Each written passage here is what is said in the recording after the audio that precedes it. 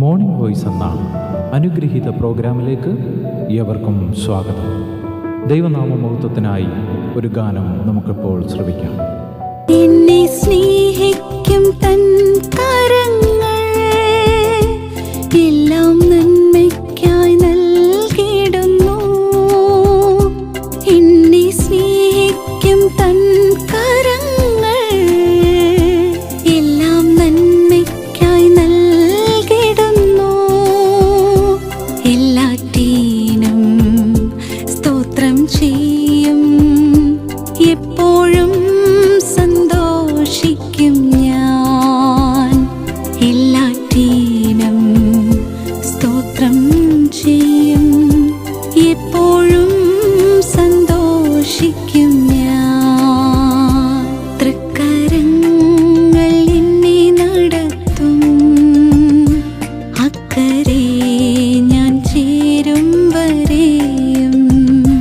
തൃക്കരങ്ങൾ എന്നെ നടത്തും, അക്കരെ ഞാൻ ചേരും വരെയും. ഇന്ന് വചനത്തിൽ നിന്ന് നമ്മോട് സംസാരിക്കുന്നത് കർത്താവിൻ്റെ ശ്രേഷ്ഠദാസൻ MG രാജൻ ആസാം. പ്രാർത്ഥനയോടെ ധ്യാന ചിന്തകൾ ശ്രവിക്കാം. കർത്താവ് നമ്മളെ സഹായിക്കട്ടെ. മലാക്കി പ്രവാചക പുസ്തകം 3-ാം അധ്യായം 1-ാം വാക്യത്തിൻ്റെ 2-ാം ഭാഗം തിരുവചനത്തിൽ ഇങ്ങനെ രേഖപ്പെടുത്തിയിരിക്കുകയാണ്: നിങ്ങൾ അന്വേഷിക്കുന്ന കർത്താവും നിങ്ങൾ ഇഷ്ടപ്പെടുന്ന നിയമദൂതനുമായവൻ പെട്ടെന്ന് തൻ്റെ മന്ദിരത്തിലേക്ക് വരും. ഇതാ അവൻ വരുന്നു എന്ന് സൈന്യങ്ങളുടെ യഹോവ അരുളിച്ചെയ്തു. വാക്യം ഞാൻ ഒന്നുകൂടെ വായിക്കാം. നിങ്ങൾ അന്വേഷിക്കുന്ന കർത്താവും നിങ്ങൾ ഇഷ്ടപ്പെടുന്ന നിയമദൂതനുമായവൻ പെട്ടെന്ന് തൻ്റെ മന്ദിരത്തിലേക്ക് വരും. ഇതാവൻ വരുന്നു എന്ന് സൈന്യങ്ങളുടെ യഹോവ അരുളിച്ചെയ്തു. സൈന്യങ്ങളുടെ യഹോവ അരുളിച്ചെയ്യുകയാണ്. എന്താ യഹോവയ്ക്ക് പറയാനുള്ളത്? യഹോവയ്ക്ക് പറയാനുള്ള കാര്യം ഇതാണ്: കർത്താവും നിയമദൂതനുമായവൻ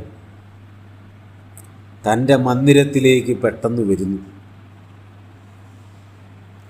കർത്താവും നിയമദൂതനുമായവൻ. കർത്താവ് എന്ന വാക്കിൻ്റെ അർത്ഥം കർത്തൃത്വം നടത്തുന്നവൻ എന്നാണ്. നിയമദൂതൻ എന്ന് പറഞ്ഞാൽ നിയമങ്ങളെ കൃത്യമായിട്ട് നിവർത്തിക്കുന്നവൻ എന്നാണ്. അപ്പോൾ കർത്തൃത്വം നടത്തുന്നവനും നിയമം കൃത്യമായിട്ട് നടത്തുന്നവനും മന്ദിരത്തിലേക്ക് പെട്ടെന്ന് വരുന്നു. ആ മന്ദിരം മനുഷ്യനിർമ്മിതമായൊരു മന്ദിരത്തെക്കുറിച്ചല്ല, തൻ്റെ മന്ദിരത്തിലേക്ക് വരും. തൻ്റെ മന്ദിരത്തിലേക്ക് വരും എന്ന് പറഞ്ഞാൽ ദൈവത്തിൻ്റെ മന്ദിരം. പ്രിയമുള്ളവരെ, യോഹന്നാൻ സ്നാപകനെ കുറിച്ച് ആദ്യ ഭാഗത്ത് സൂചിപ്പിച്ചിരിക്കുകയാണ്. അപ്പോൾ യോഹന്നാൻ സ്നാപകനെ കുറിച്ച് പറഞ്ഞതിന് ശേഷം ഇവിടെ കർത്താവായി യേശുക്രിസ്തുവിൻ്റെ വരവിനെക്കുറിച്ച് സൂചിപ്പിക്കുകയാണ്. യേശുക്രിസ്തുവിൻ്റെ വരവിനെക്കുറിച്ച് പാത നിരപ്പാക്കേണ്ടതിനായിട്ട് യോഹന്നാൻ സ്നാപകനെ അയച്ചു. യോഹന്നാൻ സ്നാപകൻ വന്നു, പാത നിരപ്പാക്കി. കർത്താവായി യേശുക്രിസ്തു വന്നു. എന്നാൽ ഇവിടെ പറയുന്ന ഈ വരവ്, കർത്താവിൻ്റെ ഈ വരവ്, അത് കർത്താവായി യേശുക്രിസ്തുവിൻ്റെ വരവിൻ്റെ 1-ാം ഘട്ടത്തെ അല്ല സൂചിപ്പിക്കുന്നത്. നാം വളരെ ശ്രദ്ധിക്കണം. കർത്താവായി യേശുക്രിസ്തുവിൻ്റെ വരവിൻ്റെ 1-ാം ഘട്ടത്തെ അല്ല സൂചിപ്പിക്കുന്നത്. പിന്നെയോ കർത്താവായി യേശുക്രിസ്തുവിൻ്റെ വരവിൻ്റെ 2-ാം ഘട്ടത്തെയാണ് അത് സൂചിപ്പിക്കുന്നത്.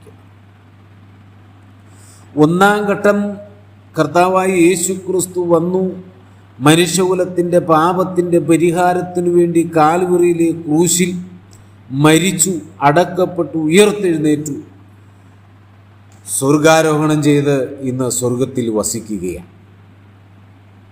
അപ്പോൾ ആദ്യ കാര്യം അത് നിവർത്തിക്കപ്പെട്ട് കഴിഞ്ഞു. ആദ്യത്തെ കാര്യം അത് കർത്താവായ യേശു ക്രിസ്തു ചെയ്തു കഴിഞ്ഞു. എന്നാൽ ആ ആദ്യത്തെ വരവ് ന്യായവിധിക്ക് വേണ്ടിയുള്ള വരവായിരുന്നില്ല. കർത്താവായ യേശു ക്രിസ്തു ആദ്യം വന്നത് മനുഷ്യൻ്റെ വീണ്ടെടുപ്പിന് വേണ്ടിയാണ്. മതങ്ങളും ഇസങ്ങളും മനുഷ്യൻ്റെ പാപത്തിന് പരിഹാരം നൽകാൻ പരാജയപ്പെട്ടപ്പോൾ, ഇസ്രായേലിലെ ബലികൾ മനുഷ്യൻ്റെ പാപത്തിൽ നിന്ന് അവനെ രക്ഷിപ്പാൻ പരാജയപ്പെട്ടപ്പോൾ, കാളകളുടെയും ആട്ടുകൊറ്റിൻ്റെയും കുറുപ്രാവിൻ്റെയും രക്തം കൊണ്ട് നിത്യമായ പരിഹാരം മനുഷ്യന് നൽകാൻ കഴിയാതെ വന്നപ്പോൾ, കർത്താവായ യേശു ക്രിസ്തു മനുഷ്യനെ ഓർത്ത്, ദയാലുവായ ദൈവം, കരുണയുള്ള കർത്താവ്, അവൻ്റെ പാപത്തിൽ നിന്ന് നമ്മെ രക്ഷിക്കേണ്ടതിനായിട്ട് മനുഷ്യനായി ഭൂമിയിലേക്ക് വന്ന് 2000 വർഷങ്ങൾക്ക് മുമ്പ് കാൽവറിയിലെ ക്രൂശിൽ സകല മനുഷ്യൻ്റെയും പാപത്തിൻ്റെ പരിഹാരത്തിന് വേണ്ടി പാപമേറ്റെടുത്തുകൊണ്ട് ഒരിക്കലായി എന്നേക്കുമായി മനുഷ്യനെ രക്ഷയൊരുക്കി എന്നുള്ളതാണ് ഒന്നാം ഘട്ടത്തിൻ്റെ വരവിൻ്റെ പ്രത്യേകത. കർത്താവായ യേശു ക്രിസ്തു അത് മനുഷ്യനോടുള്ള സ്നേഹം കൊണ്ട് ചെയ്തതാണ്. നമുക്കറിയാം ഇസ്രായേൽ മിസ്രൈമിലായിരുന്നപ്പോൾ അവരുടെ കഷ്ടത കൊണ്ട് അവർ ദൈവസന്നിധിയിൽ നിലവിളിച്ചു. അവരുടെ കഷ്ടത ദൈവം കണ്ടു, അവരുടെ നിലവിളി ദൈവം കേട്ടു. ദൈവം അവരെ രക്ഷിപ്പാനായി തീരുമാനിച്ചു. ഫറവോന്റെ അടിമത്തത്തിൽ നിന്ന് ദൈവം അവരെ രക്ഷിച്ചു, വിടുവിച്ചു. ഫറവോനെയും സൈന്യത്തെയും ദൈവം ന്യായം വിധിച്ചു. എന്നാൽ ഇവിടെ കർത്താവായി യേശു ക്രിസ്തു പാപിയുടെ നിലവിളിയെ, പാപിയുടെ ദയനീയ അവസ്ഥയെ, പാപിയുടെ ഭയങ്കരമായ നരകത്തിൻ്റെ വരാനിരിക്കുന്ന നരകത്തിൻ്റെ അനുഭവത്തെ കണ്ടിട്ട് അവനെ രക്ഷിക്കേണ്ടതിനായിട്ട് വന്ന് രക്ഷിച്ച പ്രവൃത്തിയാണ് കർത്താവായ യേശു ക്രിസ്തുവിൻ്റെ ഒന്നാമത്തെ വരവിൻ്റെ പ്രത്യേകത, വിശേഷത, അതിൻ്റെ അനുഗ്രഹം എന്ന് പറയും. ആ അനുഗ്രഹം സകല മനുഷ്യനും ദൈവം നൽകി എന്നുള്ളതാണ്. അതാണ് ദൈവത്തിൻ്റെ സ്നേഹത്തിൻ്റെ പ്രത്യേകത. യോഹന്നാൻ്റെ സുവിശേഷം 3-ാം അധ്യായം 16-ാം വാക്യത്തിൽ ആ കാര്യം വളരെ വ്യക്തമായിട്ട് ദൈവാത്മാവ് രേഖപ്പെടുത്തി തന്നിരിക്കുകയാണ്. യോഹന്നാൻ്റെ സുവിശേഷത്തിൽ ദൈവസ്നേഹത്തെ വളരെ വ്യക്തമായിട്ട് വെളിപ്പെടുത്തുന്നുണ്ട്. ആ ദൈവസ്നേഹം കാൽവറിയിലെ ക്രൂശിലാണ് പൂർണ്ണമായിട്ടും ദൈവം പ്രകടമാക്കിയത്. കാൽവറിയിലെ ക്രൂശിൽ ദൈവം മനുഷ്യനെ ന്യായം വിധിക്കുകയായിരുന്നില്ല. പാപിയെ ശിക്ഷിച്ചേക്കാം എന്ന് വിചാരിച്ച് ശിക്ഷിക്കുന്ന കാര്യപരിപാടി അല്ലായിരുന്നു കാൽവറിയിലെ ക്രൂശിൽ കർത്താവ് ചെയ്തത്. മറിച്ച് പാപിയെ രക്ഷിക്കേണ്ടതിനായിട്ട് ക്രിസ്തു പാപപരിഹാരകനായി തീരുകയാണ്. പാപിയുടെ വീണ്ടെടുപ്പിന് വേണ്ടി യേശു ക്രിസ്തു ഒരിക്കലായിട്ട് എന്നേക്കുമായിട്ട് സകല മാനവകുലത്തിൻ്റെയും പാപം തൻ്റെ മേൽ ഏറ്റെടുത്തുകൊണ്ട് കാൽവറിയിലെ ക്രൂശിൽ ഏലി ഏലി ലമ്മ സബക്താനി എന്ന് പറഞ്ഞ് പ്രാണനെ ഏൽപ്പിച്ചു കൊടുക്കുക. പ്രിയമുള്ളവരെ, അതെത്രയോ വിലപ്പെട്ട കാര്യം, ആർക്കും മറക്കാൻ പറ്റാത്ത കാര്യം. ഈ ലോകത്തിൽ അനേകര് ഇത് ഇങ്ങനെയല്ല, ഇത് തെറ്റാണ്, ഇതൊരു മതമാണ്, ഇത് ശരിയല്ല ക്രിസ്തു മരിച്ചിട്ടില്ല, അങ്ങനെ ഒരുപാട് കാര്യങ്ങൾ പറഞ്ഞ്, ന്യായവാദങ്ങൾ പറഞ്ഞ് ഈ കർത്താവിൻ്റെ ക്രൂശിനെ നിസ്സാരവൽക്കരിക്കാനായി ശ്രമിക്കുന്നു. എന്നാലൊരു കാര്യം അത് പറയാതിരിക്കാൻ കഴിയുന്നില്ല. ഒരു ദൈവദാസൻ എന്ന നിലയിൽ ഞാൻ പറയട്ടെ, ഇതല്ലാതെ പാപിയെ രക്ഷിക്കാൻ ഒരു മാർഗവും ലോകത്തിലെ ഒരാൾക്കും ഇന്നുവരെയും ചൂണ്ടിക്കാണിക്കാൻ കഴിഞ്ഞിട്ടില്ല. ഇതല്ലാതെ രക്ഷയ്ക്ക് വേറൊരു മാർഗമില്ല. കർത്താവായ യേശു ക്രിസ്തു അല്ലാതെ രക്ഷിക്കുന്ന ഒരു രക്ഷിതാവില്ല. കർത്താവായ യേശു ക്രിസ്തു അല്ലാതെ ലോകത്തിൽ ആരും മറ്റൊരുവിൻ്റെ പാപത്തിന് വേണ്ടി മരിച്ചിട്ടില്ല.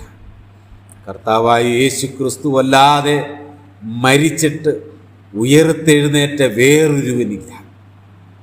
കർത്താവായ യേശു ക്രിസ്തു അല്ലാതെ ദൈവം മനുഷ്യനായി വന്ന് ഈ ഭൂമിയിൽ വന്ന് മനുഷ്യൻ്റെ പാപങ്ങൾ ഏറ്റെടുത്തുകൊണ്ട് മരിച്ചടക്കപ്പെട്ട് ഉയർത്തെഴുന്നേറ്റിട്ട് സ്വർഗാരോഹണം ചെയ്ത വേറൊരുവനില്ല. ഒരേ ഒരുവൻ നമുക്കെല്ലാവർക്കും ചൂണ്ടിക്കാണിക്കാൻ പറ്റുന്ന ഒരുവൻ, സകല മനുഷ്യർക്കും വിശ്വസിക്കാൻ കൊള്ളാകുന്ന ഒരുവൻ, സകലർക്കും രക്ഷപ്പെടുവാൻ രക്ഷ ഒരുക്കിയ ഒരുവൻ, സകലരെയും ഒരുപോലെ സ്നേഹിച്ച ഒരുവൻ, സകല മനുഷ്യൻ്റെയും പാപം ഏറ്റെടുത്തുകൊണ്ട് ക്രൂശിൽ മരിച്ച ഒരുവൻ, സകല മനുഷ്യനെയും സകല ജാതിയിലും ഭാഷയിലും വംശത്തിലും ഉള്ളവരെയും ഒരുപോലെ രക്ഷിക്കുന്ന ഒരുവൻ, സകലരെയോടും ദയയും മനസ്സലിവും സ്നേഹവും കാണിച്ച ഒരേ ഒരുവൻ, അത് കർത്താവായ യേശു ക്രിസ്തു എന്ന രക്ഷിതാവ് മാത്രം. പ്രിയമുള്ളവരെ, അതുകൊണ്ട് കർത്താവായ യേശു ക്രിസ്തുവിൻ്റെ ഒന്നാം വരവിൻ്റെ പ്രത്യേകത അവൻ സകല പാപിയെയും രക്ഷിക്കുന്നു എന്നുള്ളതാണ്. എന്നെ സ്നേഹിക്കുന്ന മാന്യ ശ്രോതാവേ, താങ്കൾ ഒരുപക്ഷെ ഇതുവരെയും രക്ഷിക്കപ്പെടാത്തൊരു പാപിയായിരിക്കാം. എന്നാൽ യേശു ക്രിസ്തുവിൻ്റെ അടുക്കിലേക്ക് വരിക. താങ്കളെ കർത്താവ് സ്നേഹിക്കും. താങ്കളുടെ പാപം എത്ര വലുതാണെങ്കിലും, അതെത്ര കടിഞ്ചുവപ്പാണെങ്കിലും, എത്ര മെച്ചമാണെങ്കിലും, എത്ര ഭയങ്കരമാണെങ്കിലും, അതെല്ലാം ക്രിസ്തു തൻ്റെ കാൽവരിയിലെ ക്രൂശിലെ ചോരയാൽ കഴുകി ശുദ്ധീകരിച്ച് തന്നെ ഒരു പുതുമകനാക്കി തീർക്കുവാൻ ഈ കർത്താവിന് കഴിയും. ആകയാൽ യോഹന്നാൻ്റെ സുവിശേഷത്തിൽ 1-ാം അധ്യായം 12-ാം വാക്യത്തിൽ വായിക്കുന്നത് പോലെ, പ്രിയമുള്ളവരെ, ആ കർത്താവായ യേശു ക്രിസ്തുവിനെ താങ്കൾ വിശ്വസിക്കുമ്പോൾ താങ്കൾ ഒരു ദൈവവേദലായി തീരുകയാണ്. കർത്താവ് താങ്കളുടെ പിതാവായി തീരുകയാണ്. പിതാവിൻ്റെ സ്വത്തിന് താങ്കൾ അവകാശിയായി തീരുകയാണ്, അഥവാ നിത്യസ്വർഗത്തിന് അവകാശിയായി തീരുകയാണ്. ഈ രക്ഷ തിരസ്കരിക്കാൻ വിശ്വാസത്തോടെ ഏറ്റെടുത്തുകൊണ്ട് ഹൃദയത്തിൽ സ്വീകരിച്ച് ഭക്തിയോടെ ജീവിപ്പാൻ വരുന്ന ദിവസങ്ങളിൽ ദൈവം താങ്കളെ സഹായിക്കട്ടെ. കർത്താവിൻ്റെ പൊന്നുനാം മഹത്വപ്പെടട്ടെ. ആമേൻ. Praise the Lord. ഇതുവരെ ഞങ്ങളെ ശ്രദ്ധിച്ച എല്ലാവർക്കും വീണ്ടും വരുന്ന കർത്താവിൻ്റെ വിശുദ്ധമായ യേശു ക്രിസ്തുവിൻ്റെ നാമത്തിൽ ഞങ്ങളുടെ സ്നേഹവന്ദനം അറിയിക്കുന്നു. കർത്താവ് നമ്മളെല്ലാവരെയും അനുഗ്രഹിക്കുമാറാകട്ടെ. ആമേൻ. വീട്ടിലെത്തുന്ന നാൾ വരെയും വീഴാതൻപോടെ സൂക്ഷിക്കുന്നു. വീട്ടിലെത്തുന്ന നാൾ വരെയും വീഴാതൻപോടെ സൂക്ഷിക്കുന്നു. വല്ലഭൻ തൻ വലം കൈയിൽ വഹിച്ചെന്നെ നടത്തിയിടുന്നു. വല്ലഭൻ തൻ വലം കൈയിൽ വഹിച്ചെന്നെ